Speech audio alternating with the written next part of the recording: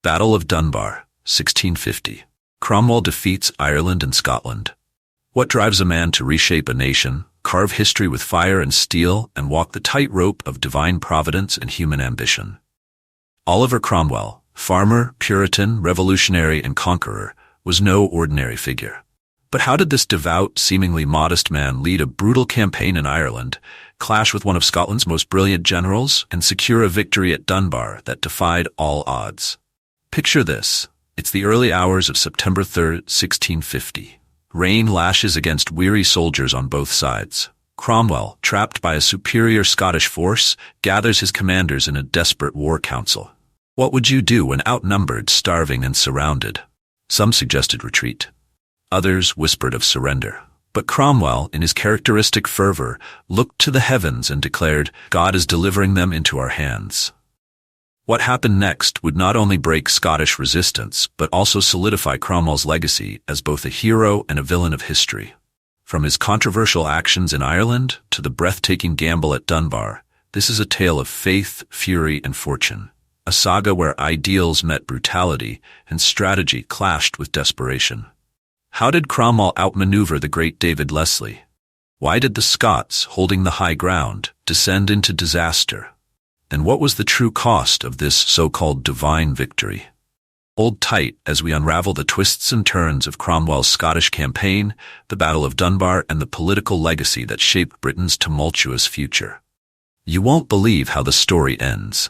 Oliver Cromwell's story began not with grandiose castles or royal decrees, but in the modest home of a brewer and a woman of quiet, enduring strength. Born on April 25, 1599, in Huntingdon, Cambridgeshire, he was the fifth of 10 children born to Robert Cromwell and Elizabeth Stewart. Though their home lacked extravagance, the Cromwell name carried echoes of greatness, thanks to distant ties to Thomas Cromwell, the ill-fated advisor to Henry VIII, who had orchestrated the dissolution of the monasteries, a key moment in England's Protestant Reformation. Elizabeth Stewart's family was no stranger to fortune or tragedy. Her granduncle, Robert Stewart, became the first dean of Ely Cathedral, bringing wealth to the family through lucrative land leases. However, the family's prosperity waned when Elizabeth's brother, Sir Thomas Stewart, died without heirs, leaving her son, Oliver, as the unexpected beneficiary. This inheritance provided a turning point in the Cromwell family's fortunes, a windfall that would later fuel Oliver's rise. Elizabeth's life was marked by resilience. She survived the deaths of 4 of her children, including 2 infant sons, before Oliver was even born. Widowed in 1617 when Robert Cromwell passed away, she lived to the remarkable age of 89, witnessing her son's meteoric rise and the shadow of his controversies before her own death in 1654. The Cromwell's legacy was forever tied to the tumultuous history of the Protestant Reformation.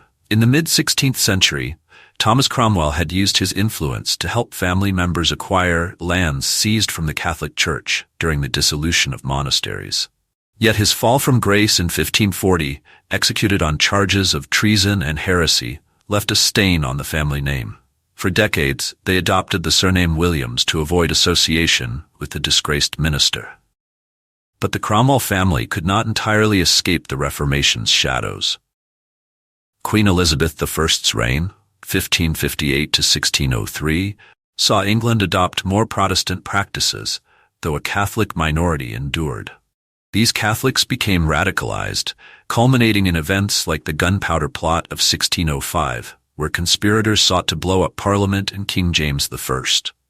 Oliver Cromwell grew up amid this tension, imbibing the Puritan disdain for Catholic superstition and a conviction that England needed reform, spiritually and politically. Cromwell was educated at Huntingdon Grammar School and later at Sidney Sussex College, Cambridge, a known hub of Puritan thought. It was here that Oliver wrestled with questions of faith and identity, often referring to himself as a wretch in letters.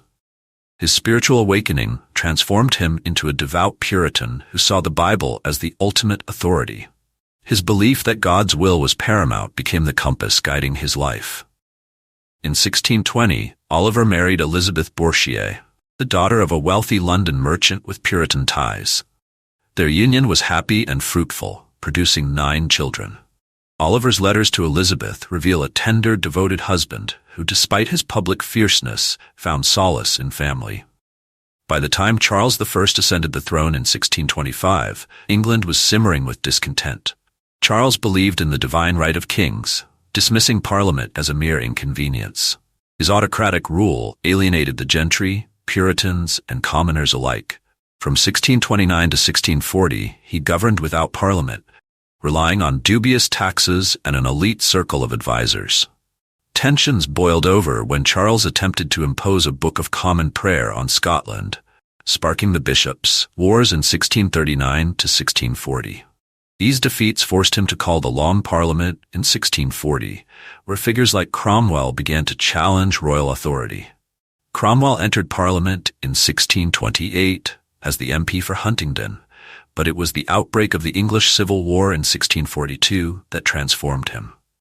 Starting as a local militia leader, Cromwell quickly rose through the ranks, thanks to his organizational skills and fiery determination. Forming the Ironsides cavalry, Cromwell emphasized discipline and faith, famously declaring, "A few honest men are better than numbers." His victories at Marston Moor, 1644, and Naseby, 1645, turned the tide against the Royalists. Cromwell believed these successes were signs of divine favor, writing, "God made them as stubble to our swords." While Charles I played a dangerous game of deception and double-dealing, his former allies in Scotland were dealing with their own turmoil. The Scots, after helping Charles in the First Civil War, had grown wary of his slipperiness. Their alliance became a fragile balancing act between political expediency and religious zealotry. Things unraveled spectacularly when the Duke of Hamilton, leading a pro-Charles faction known as the Engagers, suffered a catastrophic defeat at the Battle of Preston in August 1648. The news of Hamilton's failure trickled into Scotland like poison in a well, emboldening the anti-Engager factions loyal to the Kirk, the Scottish Presbyterian Church. Sensing an opportunity, these Kirk zealots struck out with the fervor of a Sunday sermon on steroids, plunging Scotland into a civil war of its own. By early September, these Kirk loyalists, or insurrectionists, had seized Stirling and Edinburgh, proclaiming their moral superiority from the castle battlements. But their victory was short-lived. The Engagers regrouped and took Stirling back in a swift counterattack. It was becoming clear that neither side had the upper hand, and the looming threat of Cromwellian intervention from the south forced them to seek a truce. An agreement was formalized, if only to stave off English interference, and peace, fragile, uneasy peace, returned to Scotland. Meanwhile, Oliver Cromwell, fresh from his decisive victories in the Second Civil War, was not one to let a good dinner invitation go to waste. Marching into Scotland with the swagger of a man who knows he's winning, he dined with friendly nobles in Edinburgh, consolidating his position. The Kirk faction, realizing they had a wolf at their border, wisely decided to keep things quiet for now. Back in England, events were spiraling toward their bloody conclusion. The Second Civil War had proven to be a bloody, pointless mess, further polarizing the already fractured Parliament. Moderates sought an accommodation with the king, while radicals in the New Model Army, led by Henry Ireton and Cromwell, had lost all patience. Charles's repeated refusals to compromise on religious matters infuriated the radicals, who now saw him as a man incapable of keeping his word, or his head. By December 1648, the New Model Army decided enough was enough. On December 6th, Colonel Thomas Pride, acting on Ireton's orders, marched into Parliament with soldiers and a list of names. MPs who had voted for negotiations with Charles were either turned away or arrested in what became known as Pride's Purge. The remaining Rump Parliament, now composed of 156 pliable members, was little more than a puppet of the army. From that moment, the military was in control of England, and its leaders set about preparing the ultimate punishment for Charles. On January 1st, 1649, the Rump Parliament established a High Court of Justice to try the king for treason, the first time in history a monarch would be held accountable by his own people. Charles was moved from Hurst Castle to Windsor and then to St. James's Palace, which became his final residence. The trial began on January 20th, 1649, with the king brought before a panel of judges and a courtroom packed with onlookers. Charles, ever the king, refused to recognize the court's legitimacy, arguing that no earthly authority could judge a monarch appointed by God. His defiance frustrated the judges but endeared him to his supporters. For a week, the trial dragged on, with the prosecution presenting evidence of Charles's duplicity, his secret alliances, and his role in the wars that had devastated the country. On January 27th, the verdict was announced. Charles Stuart was guilty of treason and sentenced to death. 3 days later, on January 30th, the king was brought to a scaffold outside the banqueting house in Whitehall.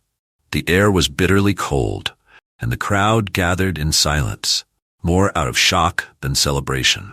Charles wore 2 shirts to avoid shivering, lest anyone think he was afraid.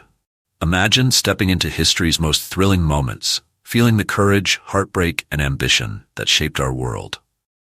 Here on our channel, we don't just tell stories, we bring them to life, sparking curiosity, wonder, and excitement in every episode.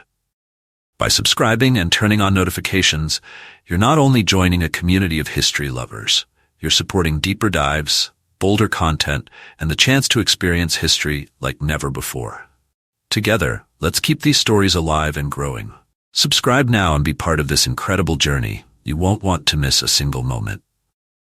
At around 2 p.m., he stepped forward, delivering a final speech in which he reaffirmed his belief in monarchy and divine rule. Then, with a composed dignity that unnerved even his enemies, he placed his head on the block. The executioner's axe fell, severing his head in a single blow. A gasp rippled through the crowd, followed by a heavy silence. Some wept, others cheered, but all understood that this was a turning point. On the same day, the Rump Parliament passed an act abolishing the monarchy, declaring that no king would automatically succeed Charles. His son, Charles II, was crowned in exile by royalist supporters in February, but his title carried no weight in England. The monarchy was gone, replaced by the Commonwealth of England, a republic governed by the Rump Parliament, and in practice, the new model army. The execution of Charles I was not just the end of a king, it was the beginning of a new political experiment. England had killed its monarch, defied centuries of tradition, and plunged into uncharted waters. Whether this was the dawn of liberty or merely a prelude to further chaos, no one could yet say. But one thing was certain, the world would never see England the same way again. By 1649, Ireland was a smoldering volcano, belching war and resentment. Decades of intermittent revolt and strife had made the Emerald Isle a precarious chessboard in the grand game of power.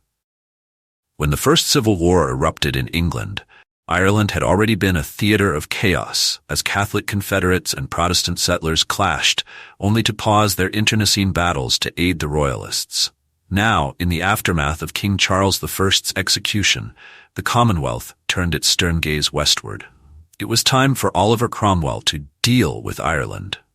The Council of State knew the Irish problem required a firm hand.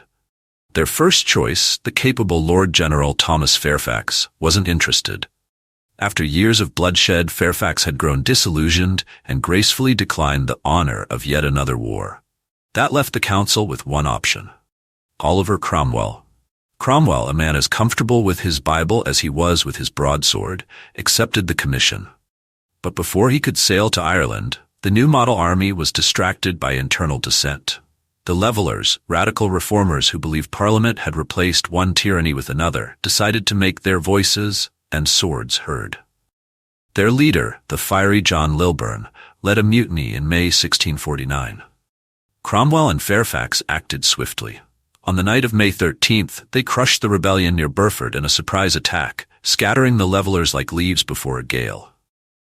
The punishment was swift and merciless. Ringleaders were executed, and the movement was broken.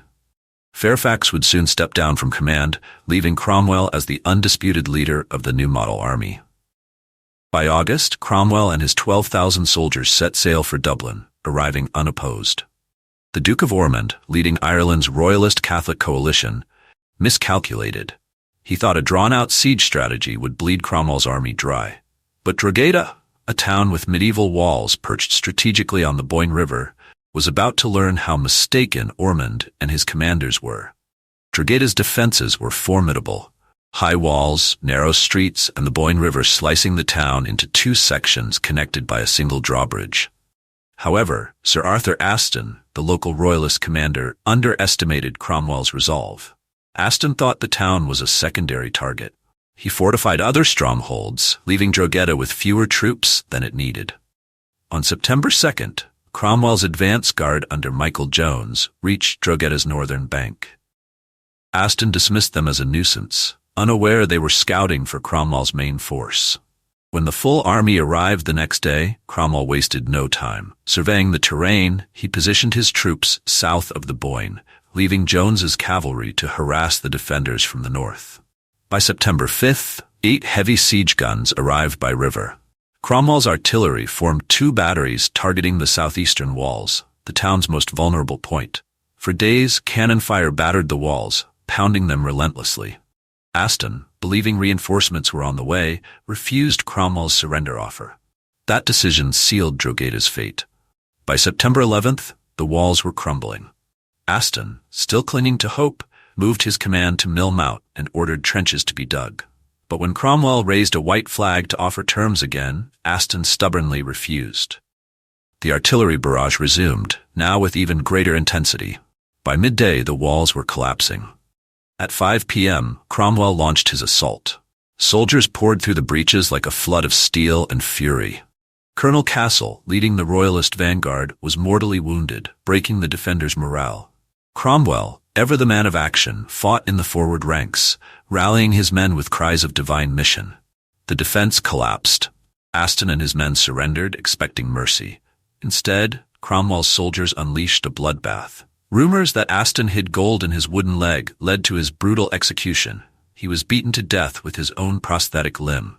Civilians and soldiers alike were slaughtered. At St. Peter's Church, royalist holdouts barricaded themselves inside, but Cromwell ordered the pews piled up and set ablaze, turning the church into an inferno. 40 defenders perished in the flames. When the smoke cleared, Drogheda was a charnel house. Over 3,000 royalist soldiers and 1,000 civilians were dead. Cromwell justified the slaughter as a divine punishment, famously declaring it was a righteous judgment of God upon these barbarous wretches. The massacre at Drogheda sent shockwaves across Ireland. Towns surrendered at the mere sight of Cromwell's forces. The Commonwealth Parliament praised Cromwell's actions, but his reputation in Ireland was forever tarnished. To this day, Drogheda remains a symbol of Cromwell's brutality. The campaign continued, but the horrors of Drogheda loomed large, setting the tone for Cromwell's harsh rule over Ireland. Faith and fury had collided, leaving devastation in their wake, and a legacy of bitterness that would endure for centuries. By 1650, Oliver Cromwell was riding high on his victories in Ireland, but peace was fleeting. A new storm brewed in the north. Charles II, son of the beheaded king, had struck a dangerous bargain with the Scottish Covenanters, reigniting the royalist flame. Cromwell's military zeal was summoned once again, setting the stage for one of his most celebrated campaigns. Charles II, a king without a kingdom, had been playing a precarious political game from his exile in the Dutch city of Breda. The Scottish Covenanters, deeply mistrustful of England's republican experiment, feared that Cromwell's new model army sought to impose similar republicanism on Scotland. At the same time, Charles was hedging his bets, negotiating with both the Covenanters and their royalist enemies. To light a fire under the Covenanters, Charles dispatched James Graham, the Marquis of Montrose, a staunch royalist who had roamed Europe's courts seeking support after his defeat at Philiphaugh in 1645. Montrose returned to Scotland in April 1650 with a small mercenary army. Loyal and fearless to a fault, Montrose sought to inspire royalist resistance, unaware he was but a pawn in Charles's grander scheme. Montrose's invasion ended in disaster. On April 27, 1650, his outnumbered forces were ambushed at Carbisdale in a decisive rout. Montrose, his cloak of invincibility shredded, became a fugitive. His capture was inevitable, and within days he was paraded through Edinburgh in chains. Betrayed by Charles, who disavowed him as part of the treaty with the Covenanters, Montrose was hanged, drawn, and quartered in May. A steadfast ally of the late King Charles I, Montrose was cruelly cast aside by his son to secure political gain. The Marquis's death served its purpose. With the threat of Montrose neutralized, negotiations between Charles and the Covenanters gained momentum, culminating in the Treaty of Breda. Charles pledged to enforce Presbyterianism across the British Isles, and renounced his Irish and Scottish royalist allies. In return, the Covenanters vowed to restore him to the throne. Charles arrived in Scotland on June 23, 1650, welcomed as a king, albeit one tightly bound to the Covenanters' terms. News of Charles's arrival alarmed the English Parliament. A monarch enthroned in Scotland posed a direct threat. Parliament's Council of State debated who should lead a preemptive invasion. Their first choice, Thomas Fairfax, declined the commission, objecting to an offensive war.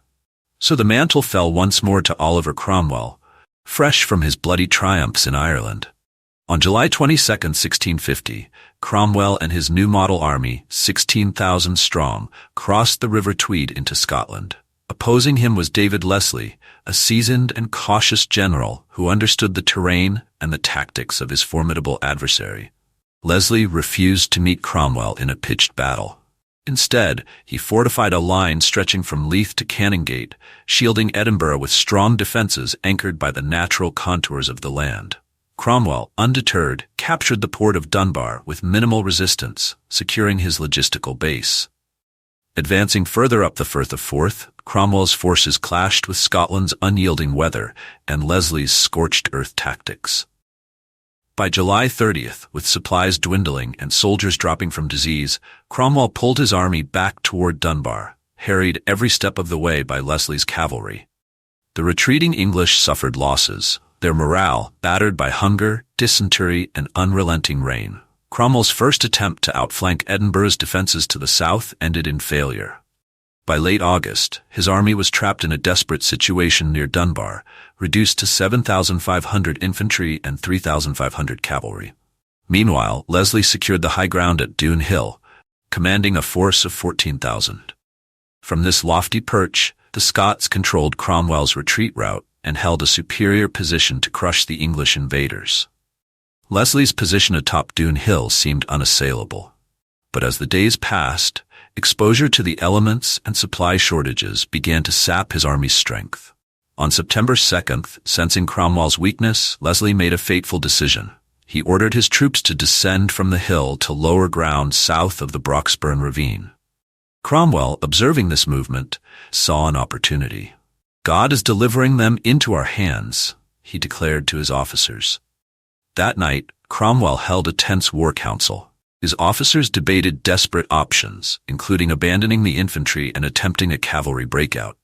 Major General John Lambert argued against retreat, pointing out that the Scots had foolishly abandoned their stronghold.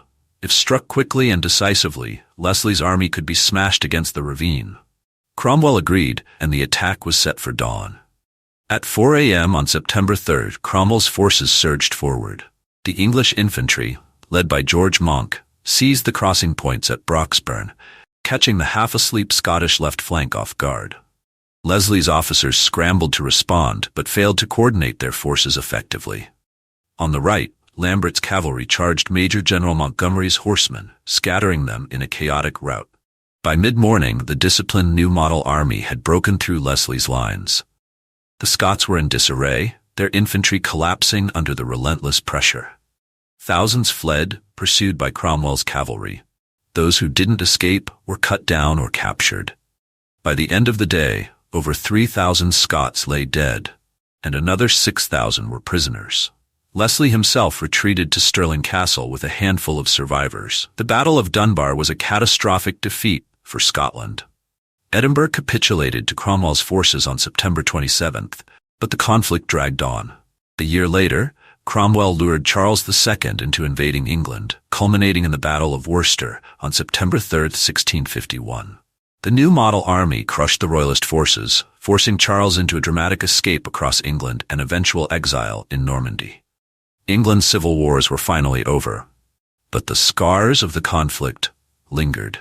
For nearly a decade, the nation endured Cromwell's austere rule before the monarchy was restored in 1660. Charles II reclaimed his throne, but the tumultuous years of rebellion and war had irrevocably reshaped the British Isles. And for those who want to keep delving into these incredible stories of history, don't miss out.